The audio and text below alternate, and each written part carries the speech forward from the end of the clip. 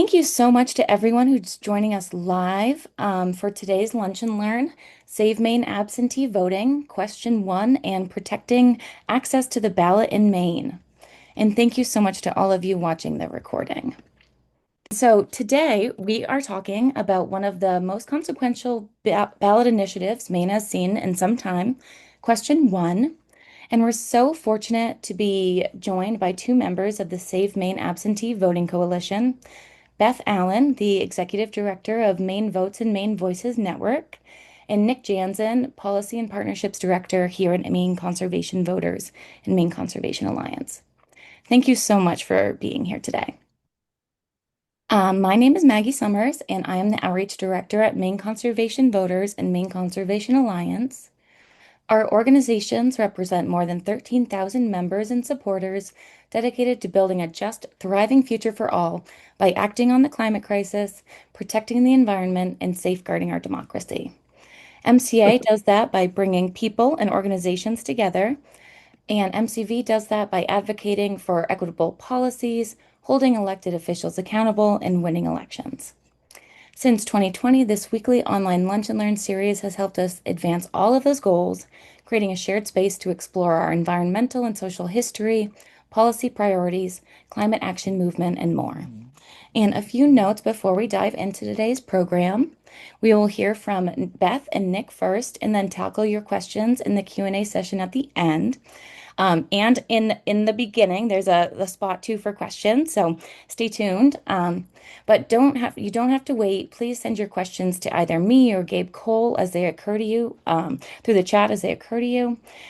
We'll ask as many as possible of them following the presentation, and we ask that you not message the speakers directly just while they're giving the presentation, so they can focus.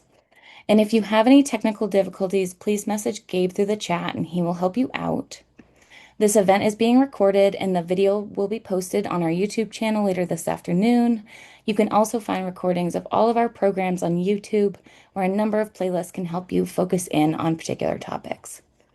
Thank you so much to all of you. And Beth, I will turn it over to you. Fantastic. Thank you so much. Thanks, Maggie. And thank you. Let me share my thanks to all of you for spending a little bit of time in what is turning out to be an absolutely gorgeous day outside. Might be one of those last 80-degree days that we get this year. So I appreciate that you're all here to listen a little bit. So my name is Beth Allen, as Maggie said. I use she, her pronouns, and I've been working in this role as being one of the executive committee members of the Save Maine Absentee Voting campaign. And really excited to be able to present with you and with my partner, Nick. Hi, folks. I'm Nick Janzen. I use he, him pronouns, and I'm the Director of Policy and Partnerships at Maine Conservation Voters. And yeah, we're really excited to talk to you about this today. We're going to take a few minutes just to talk about what's in the initiative. We're going to look at the language itself, talk about why it's harmful, and what you can do to help stop it. Great. So this is the text you'll actually see on your ballot, whether you vote absentee or go to your polling place. And we just want to take a moment to read through it so we can really understand both what's in it and so you can recognize it when you're filling out your ballot. So this is question 1, and it reads, do you want to change Maine election laws to eliminate 2 days of absentee voting, prohibit requests for absentee ballots by phone or family members, end ongoing absentee voter status for seniors and people with disabilities, ban prepaid postage on absentee ballot return envelopes, limit the number of drop boxes, require voters to show certain photo ID before voting, and make other changes to our elections? So let's dive in a little bit on what is really included in this proposed ballot measure. There is a whole lot at risk, and it is about so much more than voter ID.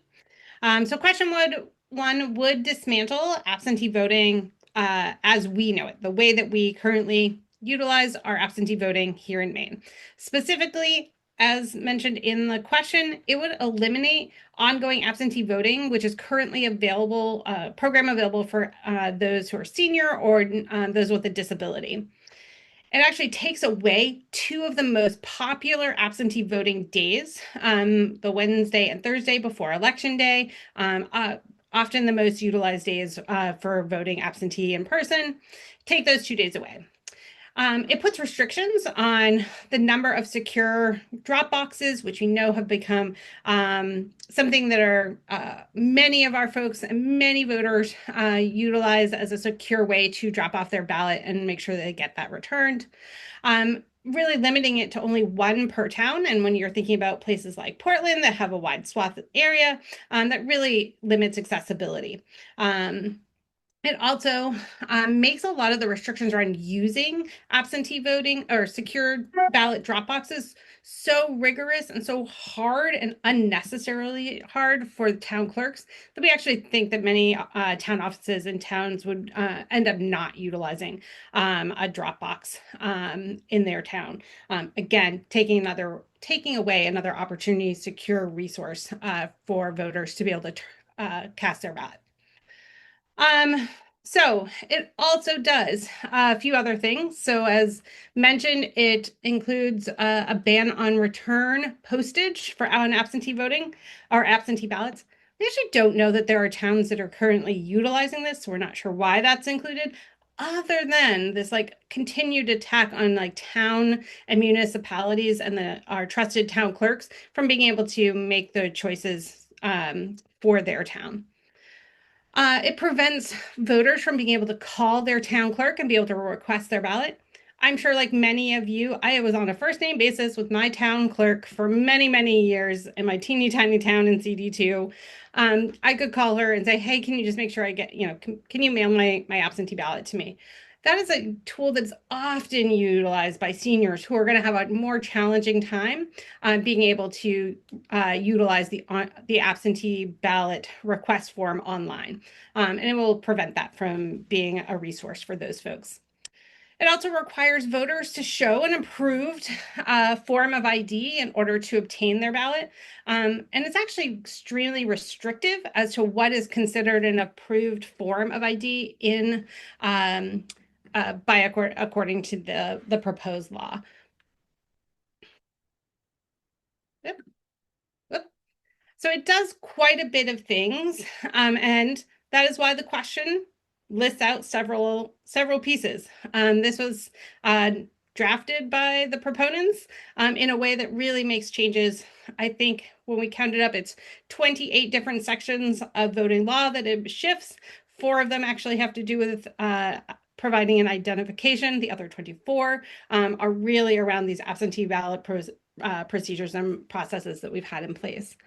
We wanted to give just a minute or two to see if there's any questions about what specifically is in the proposed legislation, because we do know that it is quite lengthy and there's a lot of misinformation out there. So if you do have a question about what's in the ballot, feel free to send that to Maggie and Cole and Gabe. And Maggie and Gabe, let me know if there's anything that's coming in.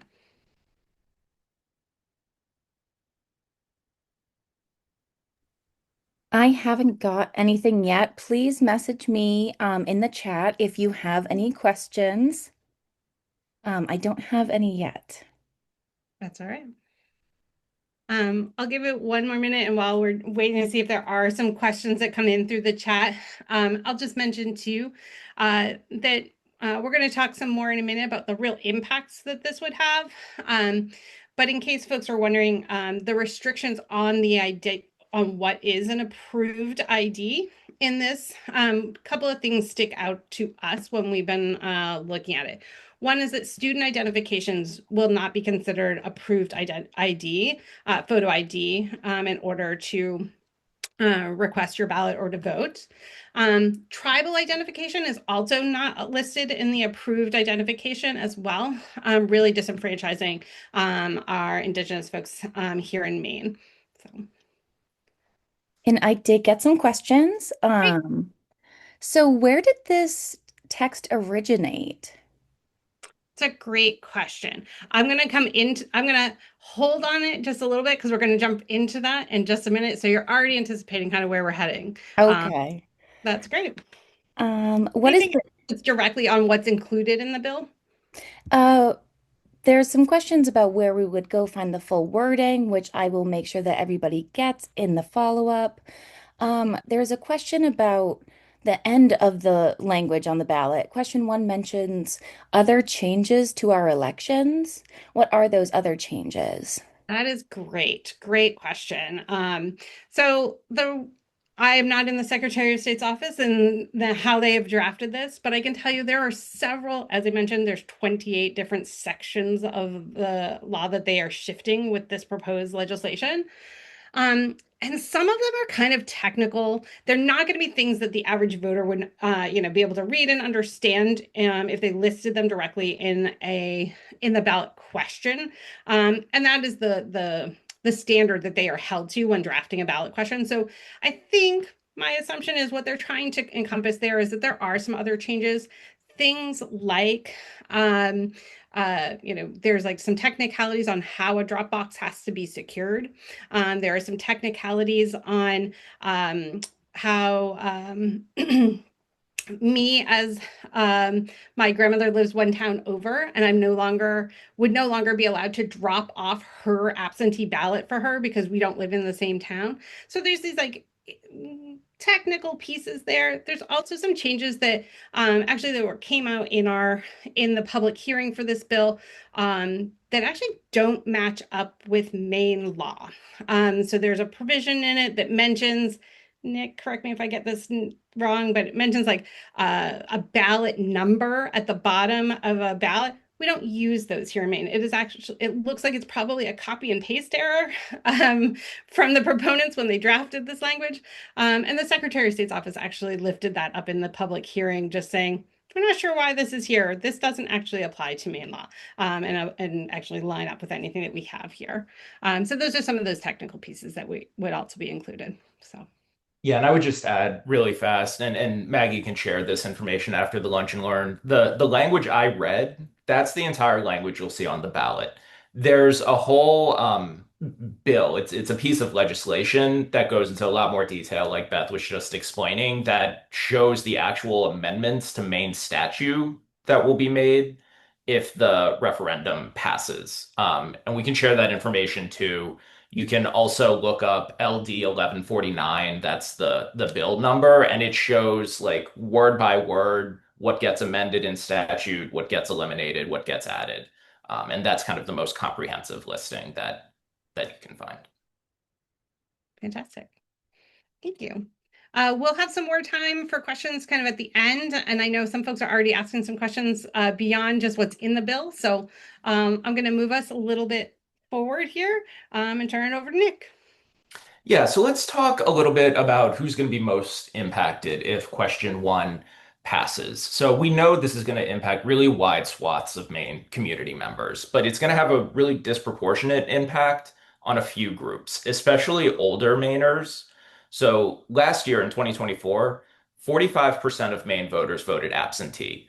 But for Maine voters 65 years and older, 62% of them voted absentee. So a lot of older folks are using absentee voting because it is just a safe, secure, and more convenient way for them to vote without having to actually show up and present themselves at their polling place.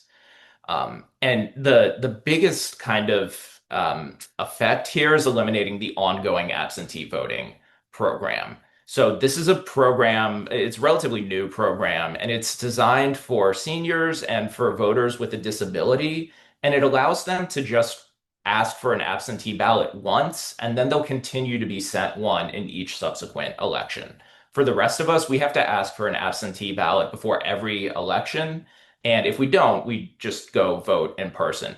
But this is a really convenient program that allows folks to just apply once and then they'll continue to get a ballot and they don't have to worry about it. They're not going to forget. It just shows up in the mail. We've heard from a lot of people, like people who work night shifts, firefighters, nurses. They're really reliant on drop boxes, and this is another big area of impact that they need to vote absentee because they can't always get to their polling place during voting hours on election day. So they can vote absentee, they put it in a drop box, and limiting those drop box or the risk of towns having to take away those drop boxes because they can't meet the burdensome requirements and kind of unnecessary requirements to maintain them is really going to impact a lot of just working folks, especially folks who work kind of odd hours or really demanding hours. And then the next piece I would really lift up, which Beth spoke to a moment ago, is the ID portion of the bill. So this would be the second strictest voter ID law in the country if it passed. It's quite draconian. It doesn't allow student IDs. It also doesn't allow tribal identification. So Wabanaki members could no longer use their tribal IDs to prove who they are in order to vote.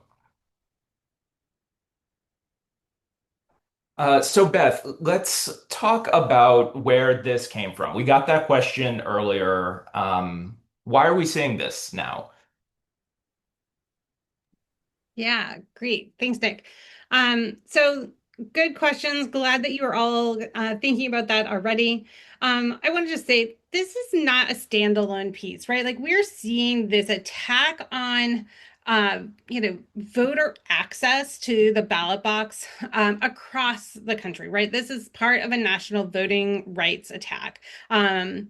This in particular bill was put forward, and the proponents really being led and supported financially by Leonard Leo, who's a notorious kind of conservative financier. We've seen the impact his funding has had on other places of our democracy as well. And we are seeing that these bills are passing in other states, or that there are attempts to pass these in other states across the country. Really, again, it comes back to limiting access to the ballot box.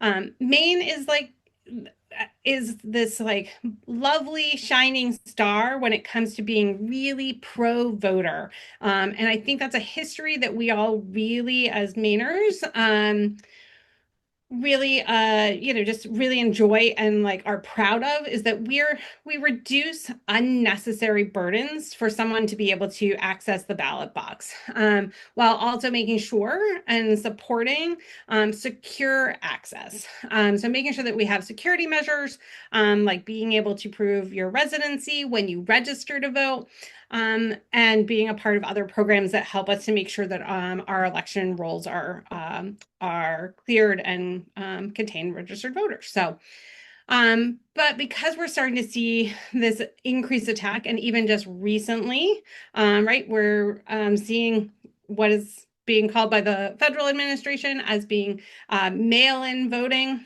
really starting to hammer in the access and reducing access. And that is part of this ongoing attack to reduce the number of people who are able to go vote, right? We know in Maine, we have a really proud history of having one of the #1 voter turnouts, even in election year.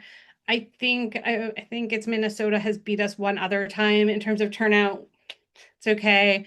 But we really, our Maine voters, our Mainers like to, take part in their civic duty. They like to go to the polls. They like to be able to access their voting booths through absentee voting and through drop boxes. And it's really important that we've had those things in place to be able to increase that access and give folks the opportunity that fits their lifestyles and their busy lives to be able to cast their ballot. So we're seeing this come from part of this national attack.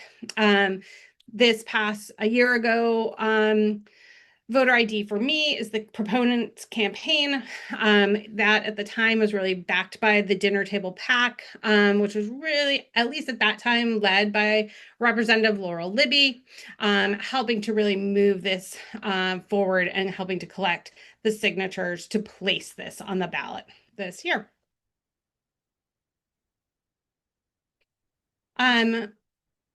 despite the fact that this is part of this national attack, Maine, again, has this history of being able to protect voter access. Some of you may remember that at one point back in 2011, there was an attempt to take away same-day voter registration, and that was resoundingly defeated. We were able to maintain that really important access point for voters with a people's veto, or excuse me, when there was an attack to try to take that away, we were able to actually at the ballot box maintain our same-day voter registration. So there is absolutely a path for us to win this campaign as well, and make sure that we protect our access to the ballot box. So we can do that. We know a couple big things that are going to help us get there. So one is that Mainers really love voting absentee. As Nick said, 62% of seniors use absentee voting in 2024. Over 40% of the general public used absentee voting in 2024. And this goes across political lines. This is not like one, this is across party lines, it is across age, many different reasons. There's many different reasons that folks might want to utilize absentee voting and our secure absentee voting process. So we trust it. We know it. We also really trust and know our local election officials. And a lot of what this proposed legislation does is try to take away some of the trust that we have in those election officials to be able to check a drop box, to be able to secure those pieces. To be able to put postage on a return envelope. So this is something that we're seeing that when we are highlighting that a local election officials are trusted and secure with our secure voting system, and that we're recognizing and really talking about the impact of absentee voting from this legislation, we really are able to get the word, and when we're able to get that word out, folks are right with us and voters are going to be with us on election day, or even earlier, starting in just maybe a week and a half now, when absentee ballots start showing up in mailboxes. So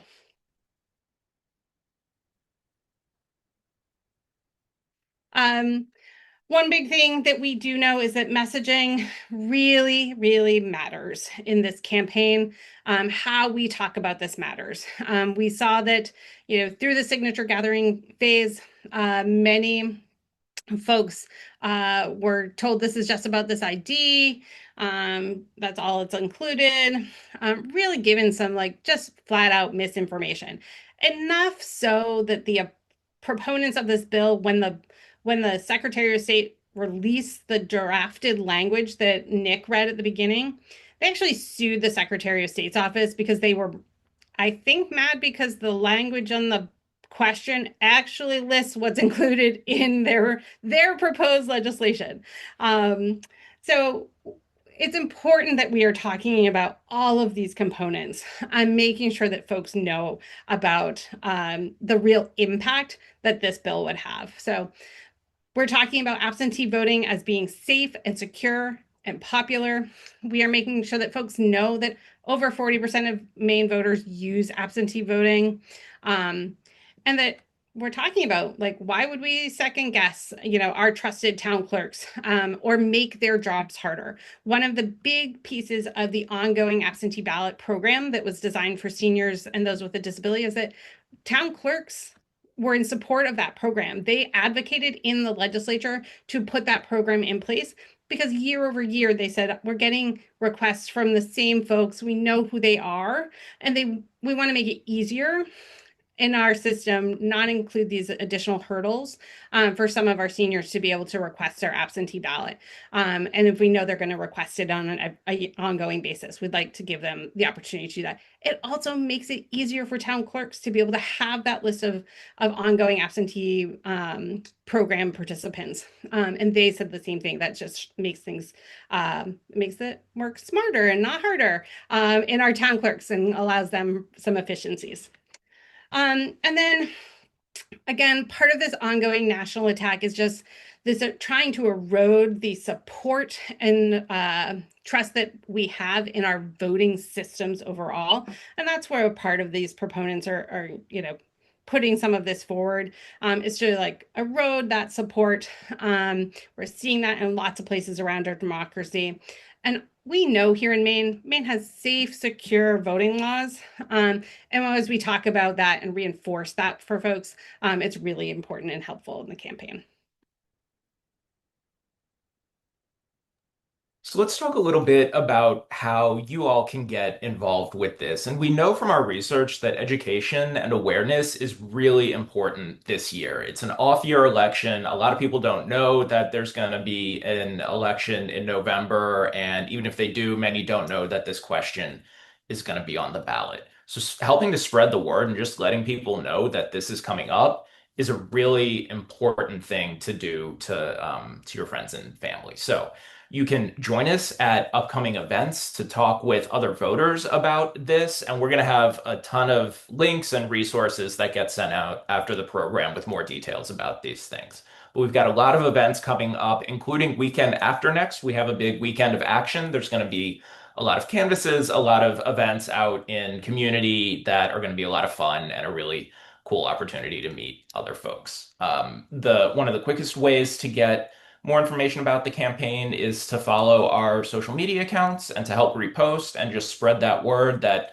this election is happening, this question is on the ballot, and talk about what the impacts are. You can write your own letter to the editor, and we have a great guide to help you through that process, but it's a really nice way to engage in kind of civic dialogue, and talk about the impacts of this measure. And then lastly, tell your friends, tell your family members, send them a text. We're gonna take some time in a moment to do just that, but just let people know this is happening. And that goes a really long way towards defeating this measure. We can't defeat it if people don't show up, or vote absentee and vote against it.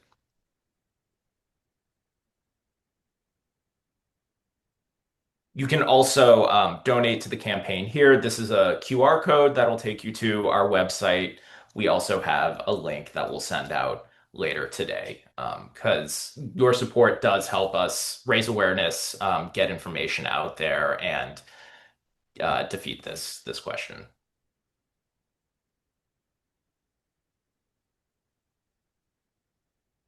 All right.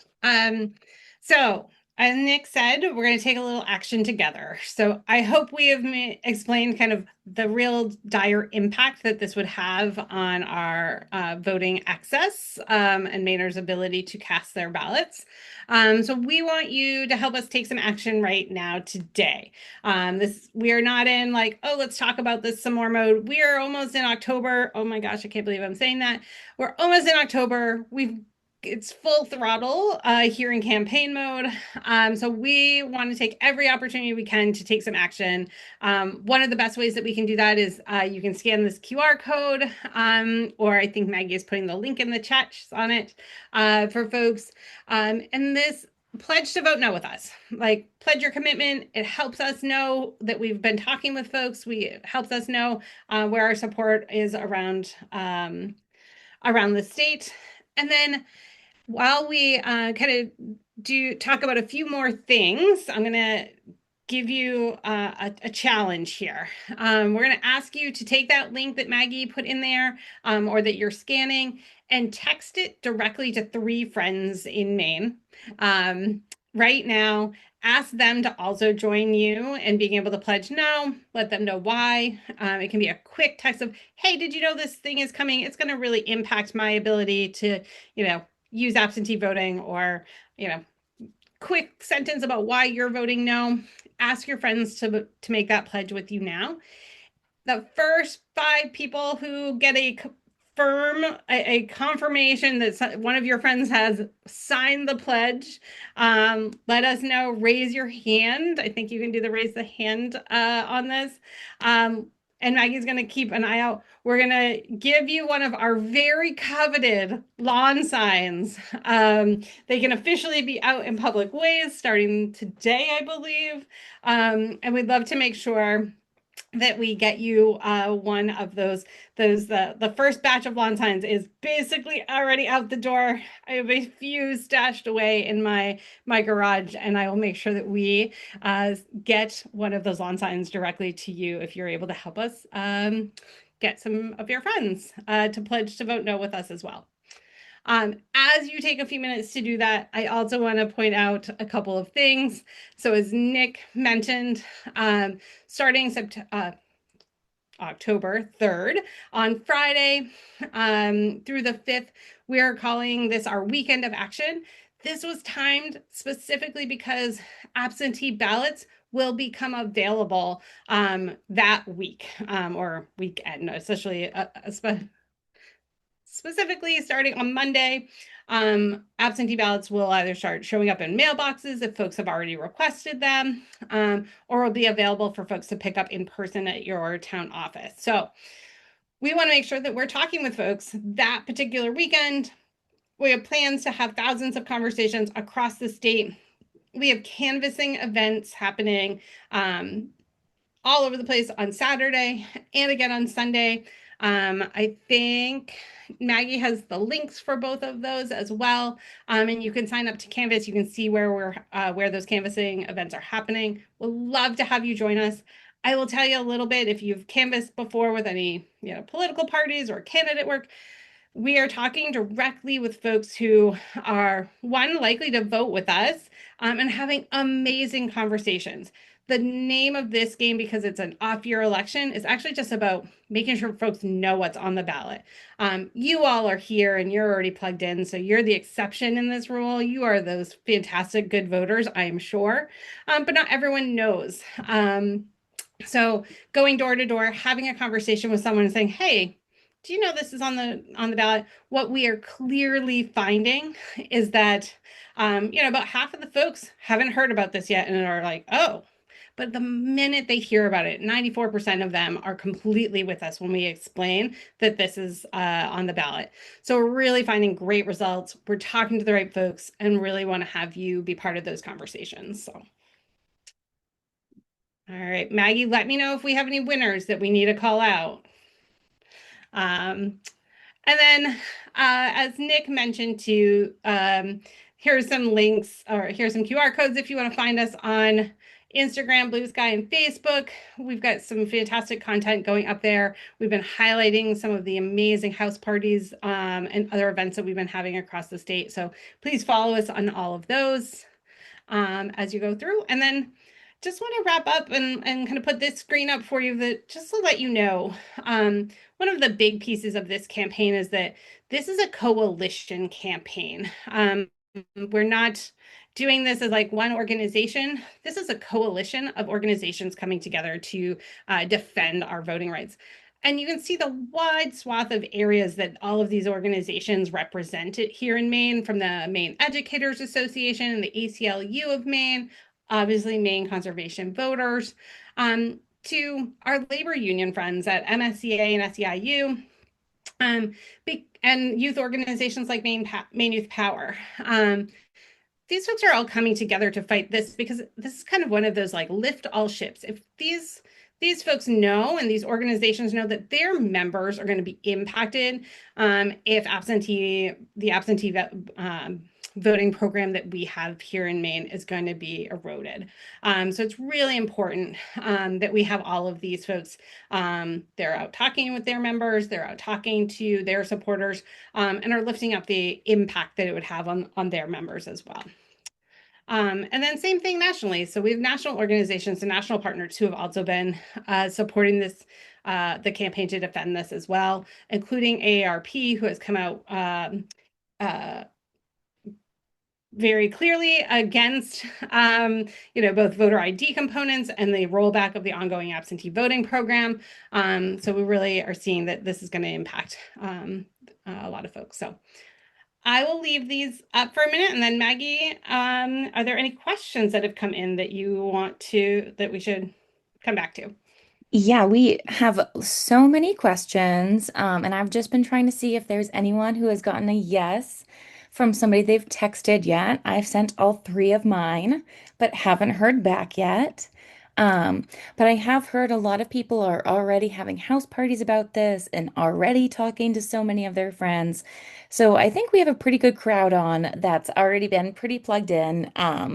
But please let me know if you do. And even if you send out those texts, let us know. And you can get a lawn sign. Um, but yeah, let's dive into some questions.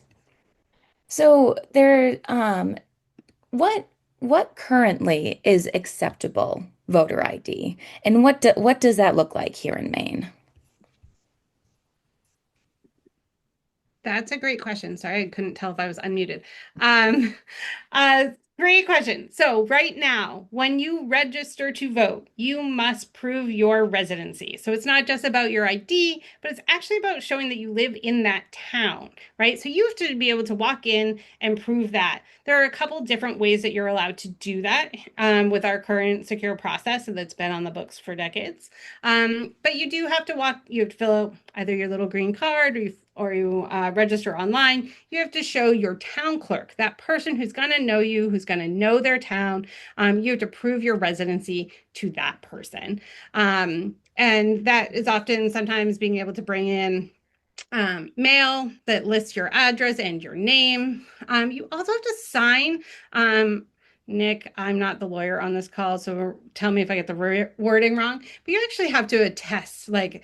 Attest is the right word. Yep. Okay. Yep. You have to attest when you sign your voter registration that you do live in that town, that you are that person when you register. And that's actually um, like it allows folks that if we found that someone were lying about that, it allows for the Secretary of State or the town office to be able to challenge that. So that secure process happens at the time of registration. What we don't want to see, which I'm sure if any of you have been I know I like to vote absentee voting just because there was one years ago I missed voting on accident when my mom got sick. So I always vote absentee now. But I do like going in, and I'm sure some of you like going in and seeing your town clerks or seeing your friends when you go in to vote. But what we don't want is the volunteers and the folks that are helping to staff election day to suddenly become TSA agents where they're looking at an identification and be like, is that really you? I wouldn't want to do that if I'm volunteering. I think that job is already hard enough, and we have a hard enough time making sure that we have wonderful folks who are filling those really important roles on election day itself. I want that to stay with our town clerks in that town office. Nick, anything you would add there? No, I think that's right. If it's been a while since you've voted in person, you walk in, you say your name, you say your address, and they have you in the voter rolls, and someone checks you off and then gives you the ballot, and you proceed. So it sounds like this ballot initiative would put a lot of undue burden on our town clerks that are already doing so much and are already pretty bare bones staffed. Are there any other indirect effects on local election administration or turnout that people might overlook? Yeah, that's a great question too. I think one of I kind of mentioned it with my story here, but one thing that we've talked a lot about is the absentee.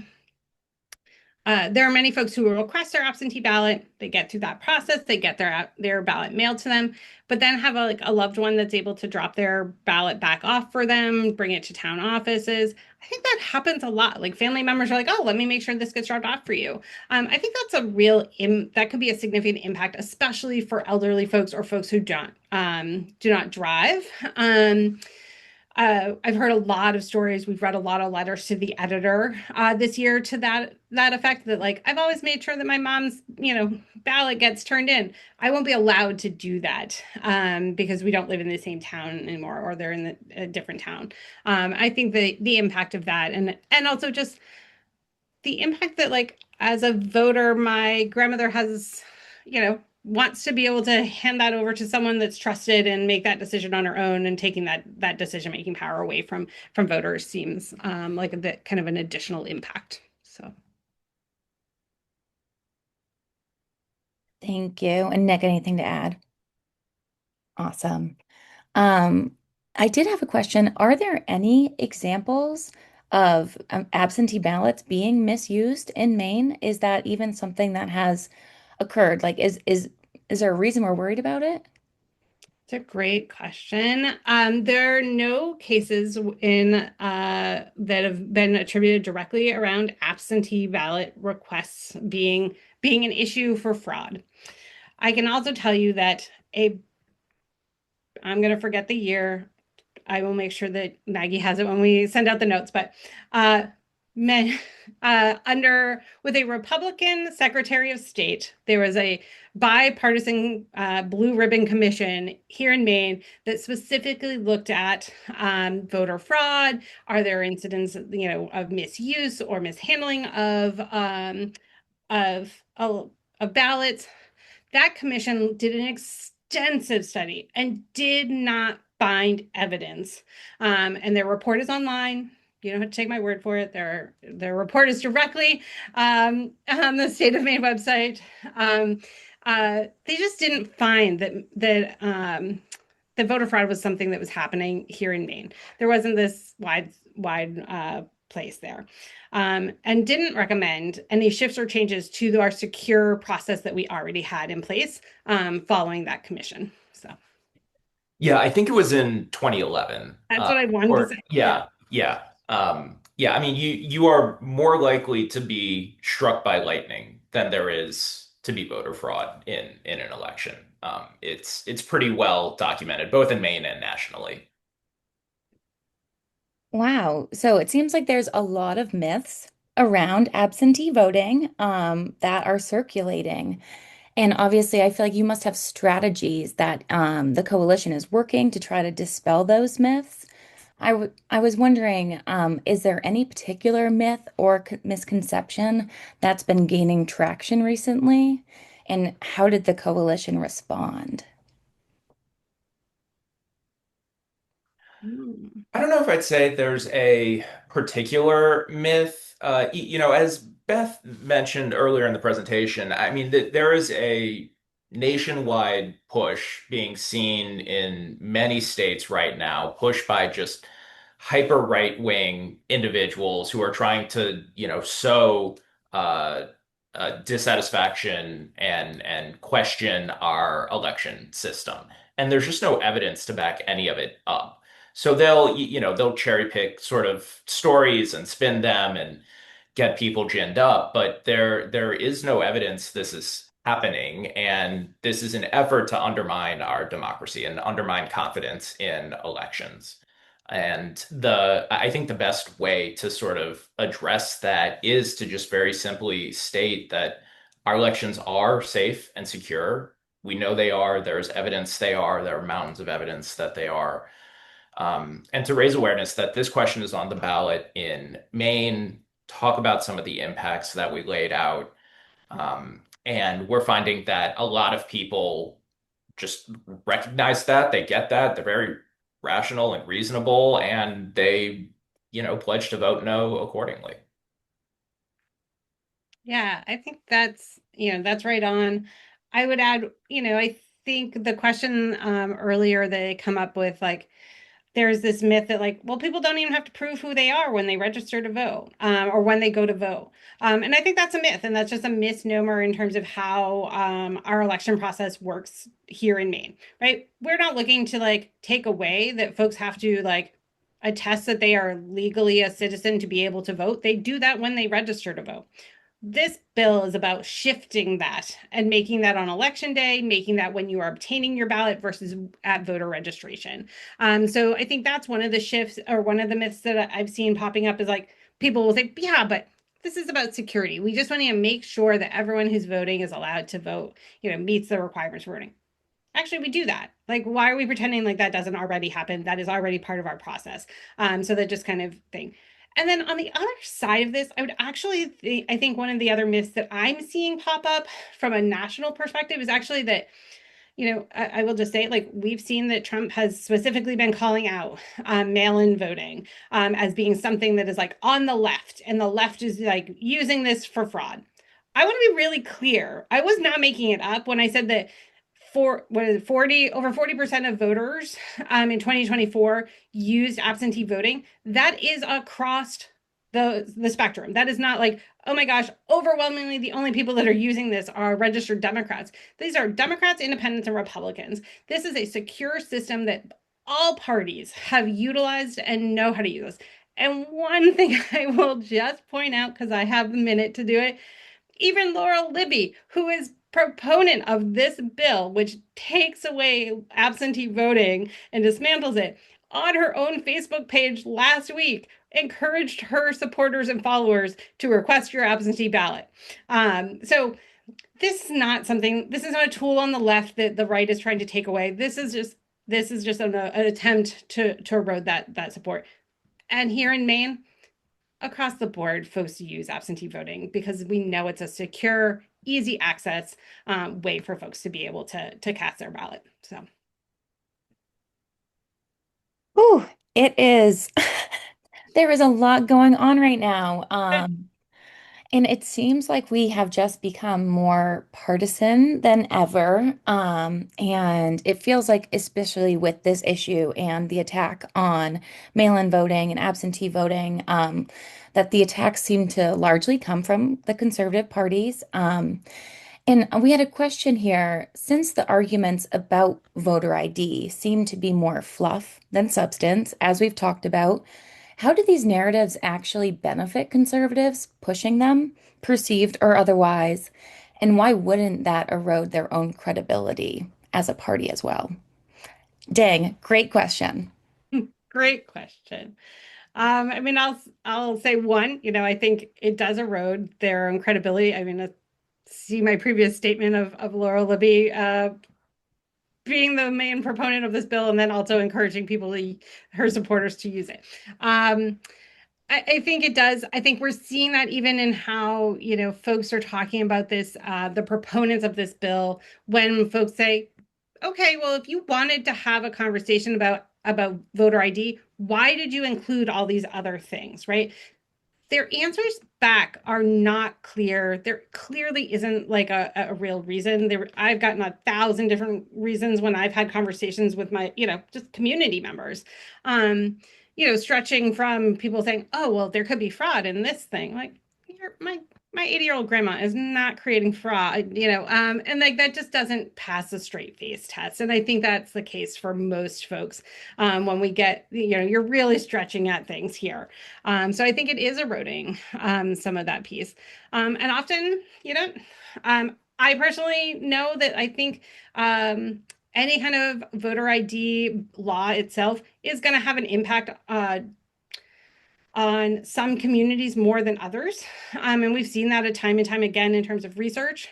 But we can have a conversation, and I've heard many folks say this. If we want to have a conversation about how we can utilize voter ID into our secure system, let's talk about that. But that's not what this bill does. Remember, again, 28 different or 24 different sections, and only 4 of them have to do with ID.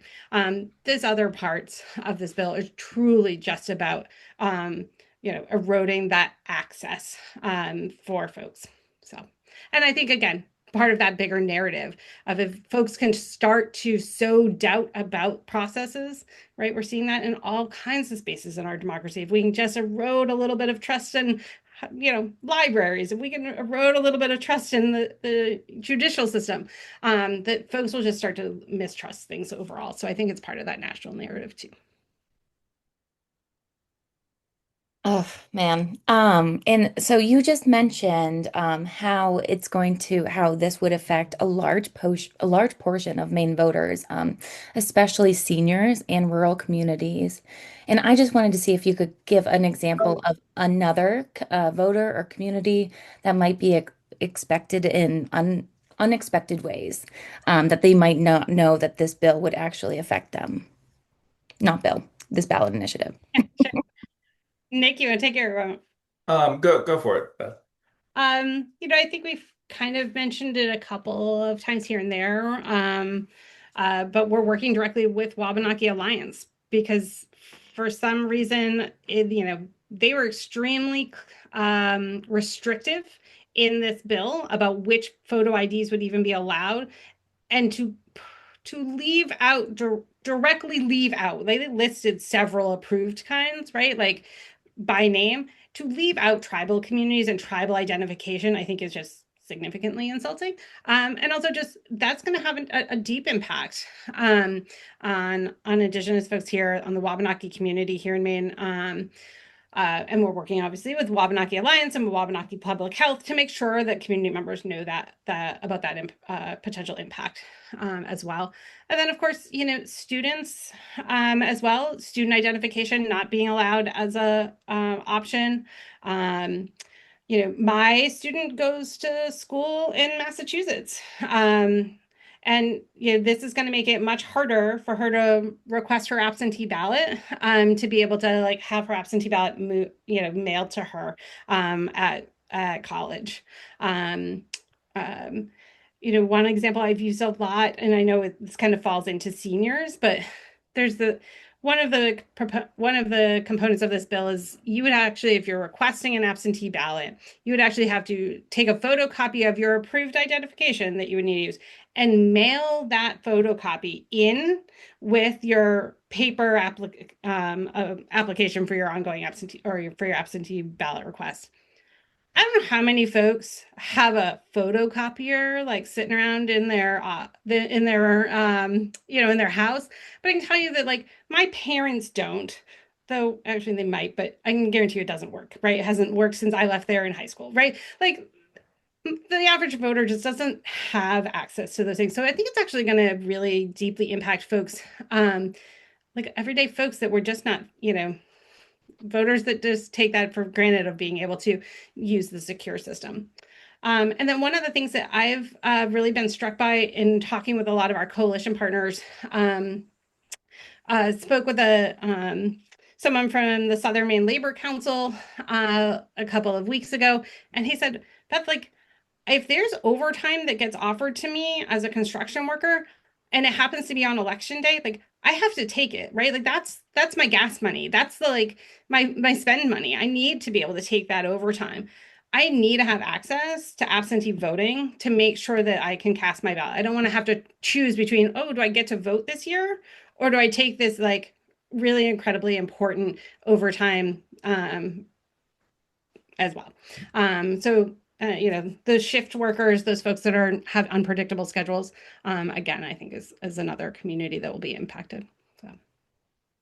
And that's kind of the point here, right? Like we know our elections are secure, so there's not a problem that needs to be fixed. And after that, there is no reason to turn voting into this stressful thing where people have to make these hard choices. Do I take another shift or do I vote?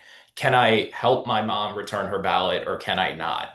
It's really frustrating, and it really is just a direct attack on civic society, on our democratic system, and it's designed to just breed frustration and anger in government where there just doesn't need to be. It's just not a good faith effort. Thank you both. Um, and I know many of us on this call, many of us in Maine probably have family and friends that might be supportive of this ballot measure as of right now. And I was wondering, how can I help reassure my friends and family that our elections are safe and secure, and that these proposed rule changes are unnecessary and harmful? And do you have any suggestions for going about that conversation? Great. Yeah, I think there's a couple of things that I would say. There are going to be some folks that might even, and I've run into them, right? There are folks that say, you know what, Beth, I agree. I don't think voter fraud is like happening in this massive way. But you know what? If we can just prevent one incident by having an ID proponent, shouldn't we just make sure it's fair? I get that, right? Like that is a legitimate place of like where this person is coming from. And the way that I've met folks with that is, you know what, let's have a conversation about the voter ID if you want to have that conversation. This bill is not that. And I don't think it's worth, this additional thing to cover as Nick said, a problem that's not happening here in Maine, to make it harder for our seniors to vote, to make it harder, unnecessary burdens for those with a disability to be able to cast their ballot. That is not what this is about. And this bill is, poorly written and poorly constructed, and would really harm many more people than that one person that they are concerned about, possibly in terms of voter fraud. Do you have any suggestions, Nick? No, I think that's spot on. Uh, you know, there's a reason why the proponents campaign is voter ID for Maine. And there's a reason why when they were collecting signatures to get this on the ballot, that was front and center, and they were not talking about any of the other provisions in the bill. And there's a reason why the campaign sued the Secretary of State's office when they released the ballot question. And the question actually described everything that was in the bill, and people started recognizing what was going to happen. So to the extent people are uncertain because they would support a voter ID provision, like Beth said, we can have that conversation, and that conversation should stand on its own. We don't need to gut absentee voting in order to do that. Thank you both so much. I'd like to end with a somewhat positive question. I know, even beyond this ballot question, it can be kind of hard to stay civically engaged and make sure that you know what's going on in your state and country like year round. And so I was just wondering, beyond advocacy for ballot question one, do you have any tips for habits or structures to help people stay engaged year round? That's a fantastic question. And I hear it. Yeah, it can be hard right now, especially. Um, I would say two things. Find your organization in state that you really like connect with, MCV maybe, FYI, who's doing this work on, day in and day out in terms of being in the legislature, paying attention to what's happened nationally, and then follow them in terms of some of the pieces that need to, they're going to sound the alarm bells when they need to. They're going to be able to keep folks up to date. I think that's a really great way to lean in and be able to not necessarily have to consume all of the news every day yourself, but as a way to like help stay engaged and be able to be a part of that. Is connecting with some of our fantastic advocacy organizations here in the state. So. Yeah, I love that question. I would echo that. And groups like, if climate and environment is your passion, I mean, you're on our Lunch and Learn, and we really work hard to kind of lift up news and events and opportunities. If it's another topic, maybe it's reproductive justice, find a group that is passionate about that and advocates for that. I will admit I am a little bit of a news junkie. I do try to like limit where I get my news from. So I'm a bad millennial. I don't spend very much time on social media, but I really like the Maine Morning Star. I listen to Maine Public a lot. And I, you know, get news in sort of bite-sized and contextual ways that just sort of like lets me know what's going on without all the extra kind of chaos that is out there. I find that helps a lot. And they have good sort of community hub resources about things going on in your town as well.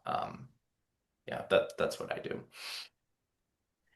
Thank you both so much. And you'll be getting all of the resources in our follow-up email after this. Nick and Beth, what an incredible program. And thank you so much for sharing your time. And we'll be back next Friday with Maya Ramwat, who's the Director of Campaigns and Programs at Defend Our Health. And we'll be talking about the recent fashion scorecard that ranks children's clothing brands on their efforts to use less plastic and toxic chemicals. So, see you next Friday, and I hope you all have a wonderful weekend. Thank you so much, and vote in November.